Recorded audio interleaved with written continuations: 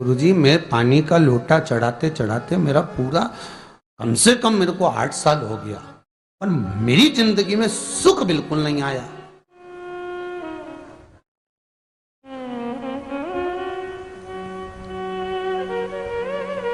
हमने कहा तूने कैसे चढ़ाया, वो भी तो सुने। तो क्या कैसे, क्या स्नान करा और मंदिर जाके लोटा चढ़ाया पानी का। अच्छा, अब मैंने कहा तू चुप रहे।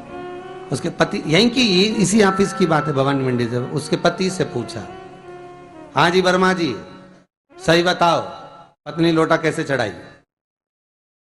गुरुजी, ना जाने कहाँ के महाराज के चक्कर में पड़ी, लोटा भर के पानी चढ़ाने जाए, नहाने के बाद बच्चा इतना सा रो रहा, चिल्ला रहा, पर उसको टच तक नहीं करे, किसी चीज के नहीं छुए, और बिल्कुल कोरी की कोरी साड़ी पहने, धुली हुई, पहले ही बाथरूम में टांग के धर दे, उसको कोई छू नहीं सकता, टाविल टच नहीं कर सकता, और ऐसी जाके शंकर जी के फिर लोटा चढ़ाए।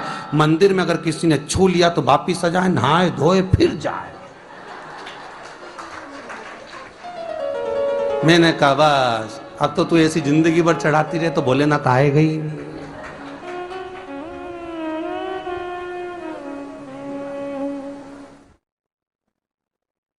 सत्य बोलो रे, मिलेगा।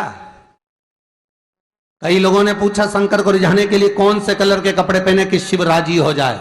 शंकर को पाने के लिए कपड़ा बदलने की जरूरत नहीं होती, शंकर को पाने के लिए कलेजा बदलने की जरूरत होती है, शंकर मिल जाता है। कपड़े से शिव कभी नहीं मिला साहब। आप कौन से कलर के कपड़े पहन रहे हो, ये शिव प्राप्त नहीं करोगे हो। सफेद पहन लिए, लाल पहन लिए, केसर के पहन लिया, उससे शंकर नहीं मिल रहा हो। बहुत सारी रुद्राक्ष की माला धारण कर ली, हाथ में भी खूब सारा रुद्राक्ष पहन लिया, यहां पर भी पहन लिया, कान में भी रुद्राक्ष धारण कर लिया, जटा पे भी रुद्राक्ष लगा लिया, उससे शिव नहीं मिलने वाला हो।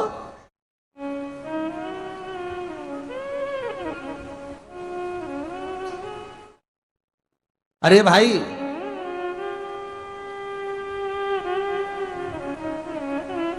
किसके पास में जा रहे हो आप जल चढ़ाने के लिए? जम के बोलिए जरा। शंकर जी के पास। शंकर जी कौन है? तुम्हारे कौन से मतलब नहीं है। भगवान को तो केवल इतना मतलब है कि आप मन कैसा लेकर आए हो। ये तन साफ करने से, स्नान करने से, खूब रगड़ रगड़ के नहाने से, लक्स पेयर से, खूब घिस घिस के नालों ने, क्रीम ने, पाउडर, डेंटिंग पेंटिंग करके फिर भगवान के पास जाओ और बढ़िया 2-4 घंटे तक फैशन करके भगवान को रिझाओ, भगवान रिझेगा? अरे गर्ग संहिता में लिखा है कि शंकर को एक बार प्रणाम करने का फल क्या है कि 10 अश्वमेध यज्ञ के स्नान का जो फल होता है वो मात्र शंकर को प्रणाम करने से मिल जाता है। कितना? 10 अश्वमेध यज्ञ के स्नान का जो फल है शंकर को मात्र प्रणाम करने से मिल जाता है। पर गर्ग संहिता कहती है कि 10 अश्वमेध यज्ञ के स्नान के बाद भी मनुष्य का जन्म वापिस मिल सकता है। मतलब वापिस तुम्हारा जन्म हो सकता है, किसी भी रूप में हो, जन्म हो सकता है। पर शिव पुराण कहती है, गर्ग संहिता कहती है, स्कंद पुराण कहती है, नर्मदा पुराण कहती है कि महाराज इतना जरूर है कि शिव को प्रणाम करने का फल उतना है कि 10 अश्वमेध यज्ञ के स्नान का फल मिल जाता है।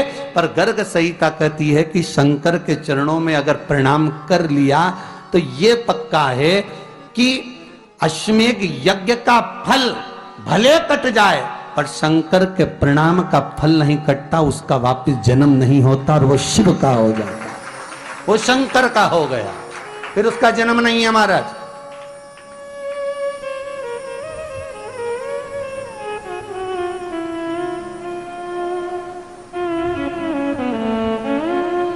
पति से कहा हाथ धो,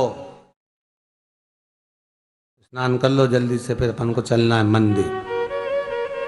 पति बोला नहा लिया एक बार तो दूसरी बार फिर से नहा लो।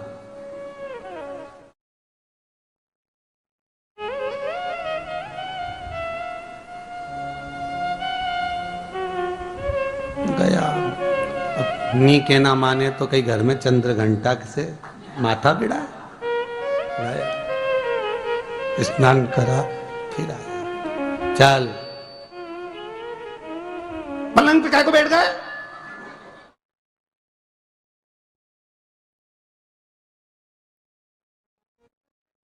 पलंगी तो है।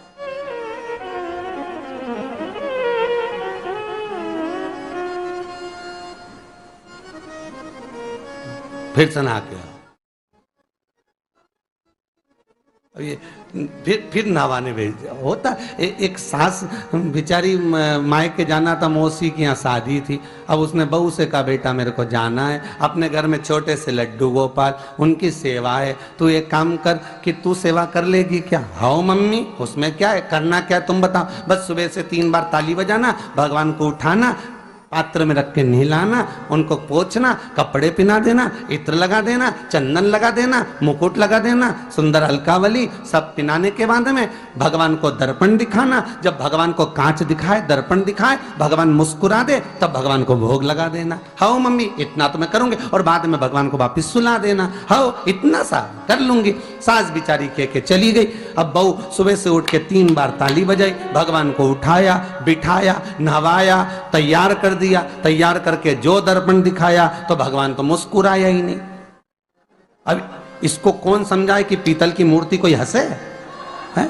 पर उसने तो विचार करा कि सास के गई भगवान जब मुस्कुरा दे तो उनको भोग लगा देना। अब भगवान तो कोई मुस्कुराए नहीं, ये दर्पण दिखाया। इसको लगा कि मेरी सेवा में कोई कमी रह गई। इसने भगवान का कपड़ा वपड़ा वापिस उतारा, इनको वापिस रजाई में सुला दिया।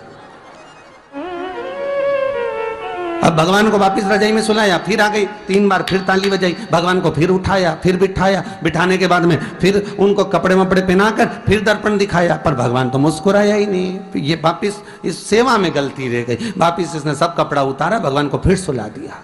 सुबह 8 बजे से नहवा रही, कपड़े पहना रही और सुला रही। 1 बज गई।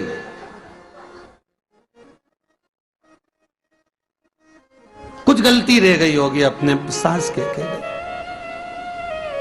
अब की बार फिर भगवान को नहवाया। भगवान भी मन में सोचे नहवाई नहवा रही, खवा तो कछु ना रही। 28 बार नहवा दिया। इसके बाप का क्या जाए, 29 बार भी नहवा देगी। सर्दी होगी तो हमको होगी, इसका क्या जाए।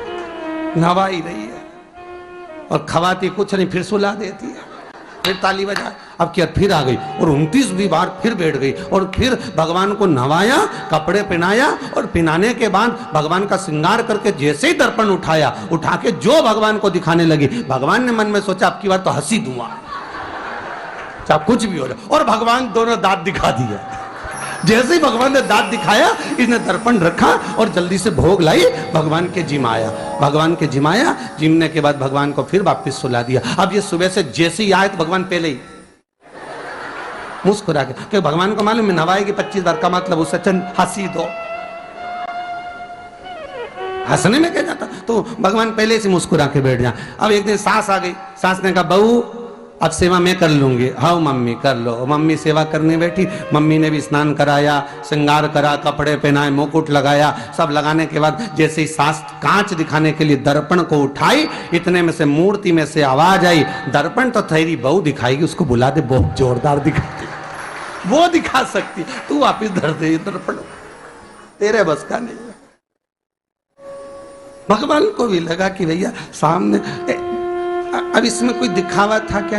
प्रेम वात्सल्य था। भगवान भक्ति के बल पर रिश्ता है। फिर बैठ गए पलंग पे, नाव वापिस नाते नाते चले, मंदिर पहुंच गए और राम बेलपत्तर तो घर धरी आई। जैसे ही बोली बेलपत्तर घर धरी आई, पति इसको घूर के देखा, 2 बार नवाया है और बेलपत्तर रखी आई घर। ये पति से कहती कि तुम लेने जाओ, उससे पति पहले ही बोल दिया था कि मेरा तो आज घुटना बहुत दुख रहा, बहुत घुटना दुख रहा।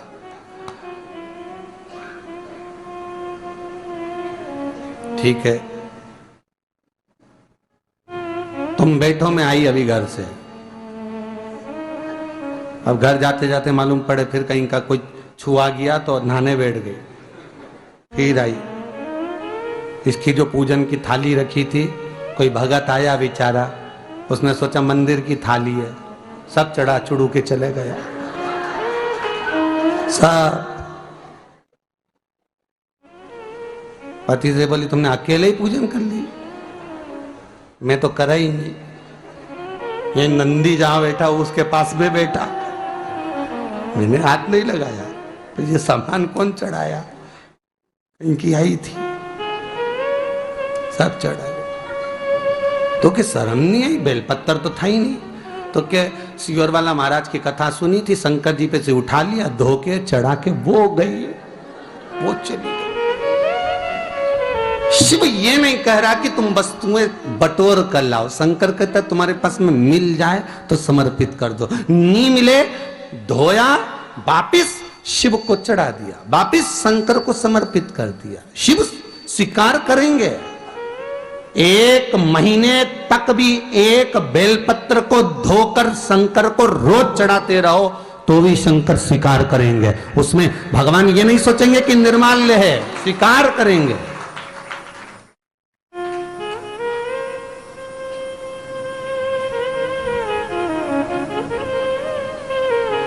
पर इसका मतलब ये नहीं है कि तुम मंदिर के घर से अगर पास में लगी हो, नजदीक में लगी हो, 8, 10, 15 घर छोड़कर कुछ थोड़ी दूरी पर भी बेलपत्र लगी हो तो लेकर जरूर जाना, नहीं तो कहीं कहीं की इतनी आलसन। उन्होंने कहा सियोर वाला महाराज बोला तुम तो उठा उठा के चढ़ा दो, तो भगवान के मंदिर में ही बेलपत्र नहीं जाए मालूम पड़े हो, तो ऐसा नहीं है कि नहीं जाए वाला, जाओ, पास में लगी हो तो लेकर जरूर जाओ। भगवान को समर्पित करने के लिए थोड़ा ना थोड़ा भाव भगवान के द्वार